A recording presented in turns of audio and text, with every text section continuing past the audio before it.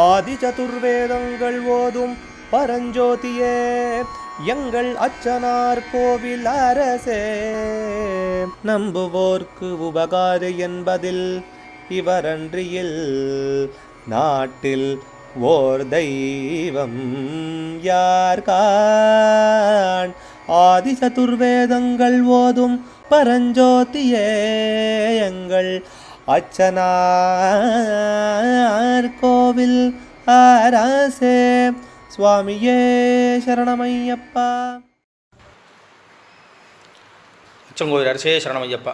பகவானுடைய 385வது நாம திருப்பெயர் ஹோத்ரு சுபகாய நமஹா. ஹோத்ருவுக்கு மங்களம் அளிப்பவனுக்கு நமஸ்காரம். ஹோத்ரு ஹோதாவிற்கு, சுபகா நன்மை செய்பவன். ஹோத்ரு சம்ரக்ஷணாய நமஹான்னு ஜாப்பியேஸ்வர திருசதி சொல்கிறது. இது யாகங்களில் ஒவ்வொருத்தருக்கும் ஒவ்வொரு பெயர். ஹோதா, அத்வர்யு, இந்த மாதிரிலாம் பெயர். அதில் இந்த ஹோதான்னு சொல்கிறவர் அவருக்கு பகவான் மங்களத்தை கொடுக்கக்கூடியவன்னா அந்த யாகங்களில் அவரை வைத்து யாகங்கள் நடக்க காரியம் இருக்கிறதுனால அவரை ரட்சித்து அந்த யாகத்தை பூர்த்தி பண்ணி கொடுக்கக்கூடியவன்னு அர்த்தம்.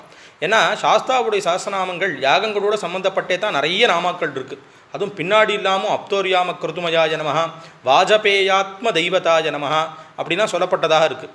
அதனால் யாக சம்பந்தம் இல்லாமல் எந்த தெய்வங்களுக்கும் சாஸ்திரநாமங்கிறது இருக்காது. யஜ்ஞபதி, யஜமானன் அப்படிங்கிறதான் எல்லா தெய்வங்களுக்கும் சொல்லப்பட்டதாக இருக்குது. கணபதி சாஸ்திரநாமத்தில் சொல்லப்பட்டதாக இருக்குது, விஷ்ணு சாஸ்திரநாமத்தில் இருக்குது, சிவசாஸ்திரநாமத்தில் இருக்குது, நடராஜா சாஸ்திரநாமத்தில் இருக்குது. அப்படின்னா என்ன, யாகங்களில் பரமேஸ்வர ரூபியாக எல்லா தெய்வங்களும் இருக்கான்னு அர்த்தம். பரமேஸ்வரன் தான் யாகங்களினால் தொழப்படக்கூடிய மூர்த்தி. அந்த மூர்த்தியாக எல்லா தெய்வங்களும் இருக்கிற காரணத்தினால அவர் ஒத்தரை சொல்லிட்டா. ஸ்ரீருத்ரத்துக்கு பெரிய பெருமை என்னன்னு கேட்டாக்கா, அதை ஒன்றை சொல்லிட்டா வேருக்கு தீர்த்தம் விட்டா போல.